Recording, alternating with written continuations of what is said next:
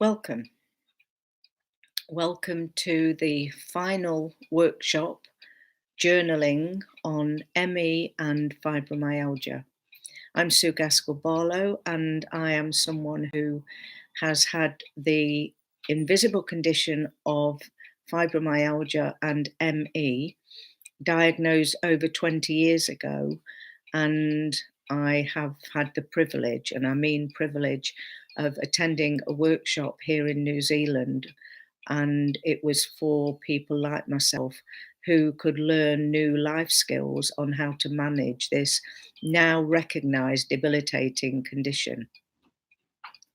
And so this is the final workshop session.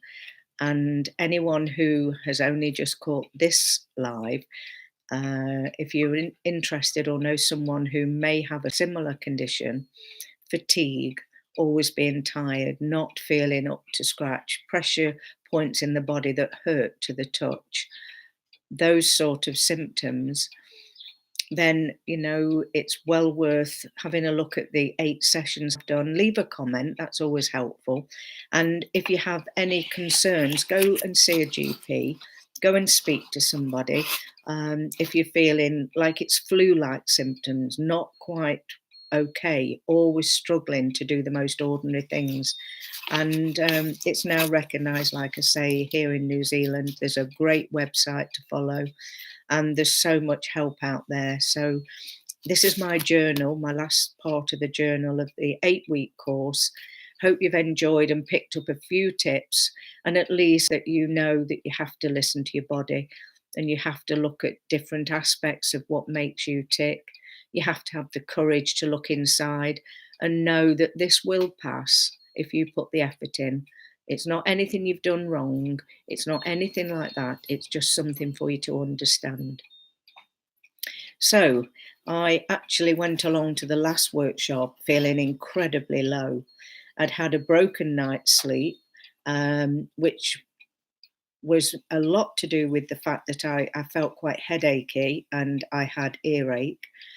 It was hard, however. I managed to get to the group on time because I knew how important each week, each time I come away with some more understanding and put it into practice, which of course is the important thing.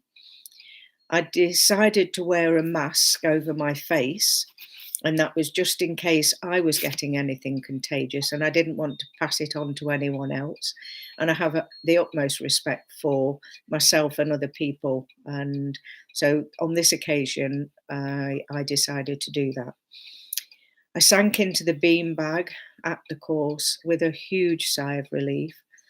I was aware of the sadness that I felt as the group and the dynamics would change as we all went about our separate ways, albeit with other groups to follow if we decided to continue with the 5-week course on the growth and the looking at why, the roots of why and what we do in our behaviour that could have a deciding factor on this condition that we've now found ourselves with.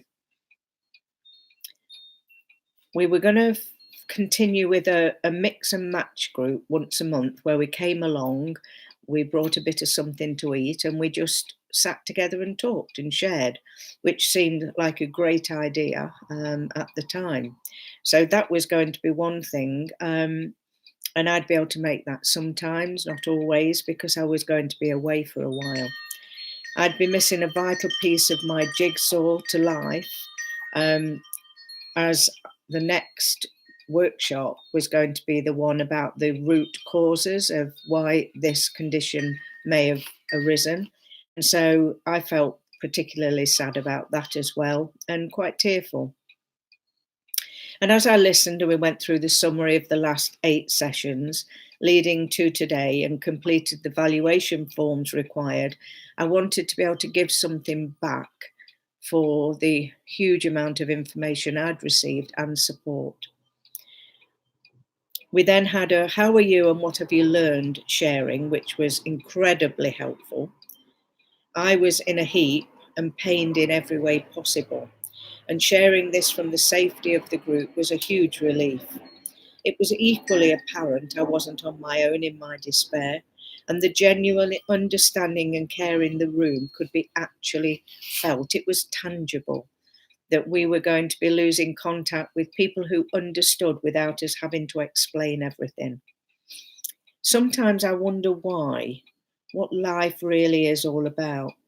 And then, of course, it's followed with the next realization. It's how to weave through the path in our journey of life and accept the unacceptable. And of course, that leads us to the new normal, which is what's happening in reality now. Again, I realise this can only be done for all of us one day at a time. And because of the many skills I've learned over the 20 years on my own self-improvement and self-learning and wanting to understand, I am moving positively towards a new normal. The workshop has put the cement in my wall of understanding. I know with self-compassion and not self-pity, I would feel sorry for myself if it helped. It doesn't. So just doesn't seem any point. It's a waste of that precious energy that we need.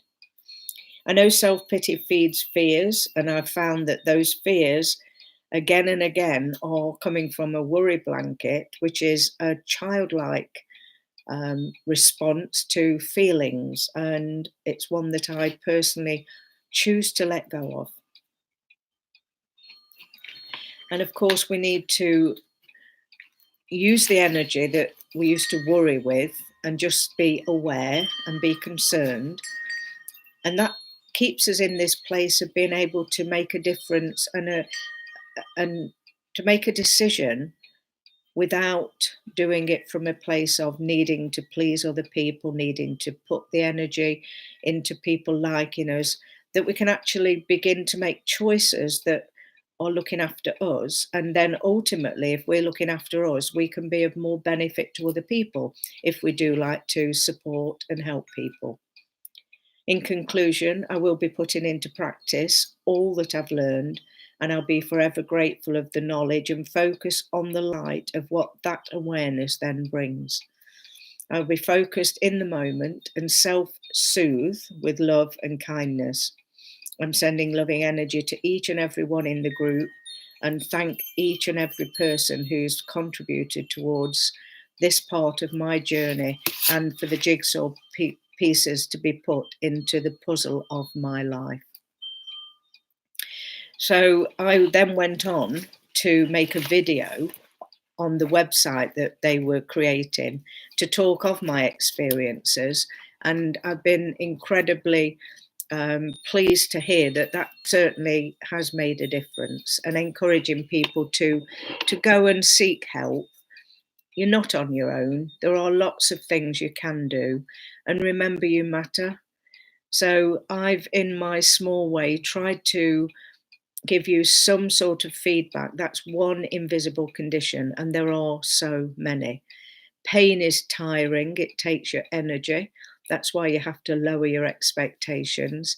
And now, 2 years later, I've reinvented myself and I'm here doing lives, supporting people, and still caring about others after I've looked after myself, and learning that some of the things that I have used in order to be part of the world and my group were helpful when I was little and are outgrown as we get older. So I now know to do things with caution, not fear, to think things through before I act on them, and to ask myself, what choices do I have? Are there choices? And to listen to your own body. So I hope, as I say, that this has been beneficial. Leave a message. That would be really, really good. And there are 8 in this actual session, in this workshop. There are 8 different videos that you'll find on YouTube. If you go to Sue's University of Life and you subscribe and ring the bell, then you will be notified when I do further lives about other topics. I am a life coach. I have learned from life. I've written books. I have a website. And when I look back, it's really gratifying to say that I can use what I've learned, and everything we do is beneficial. Just remember that and treat yourself with loving kindness. Bye for now. Bye.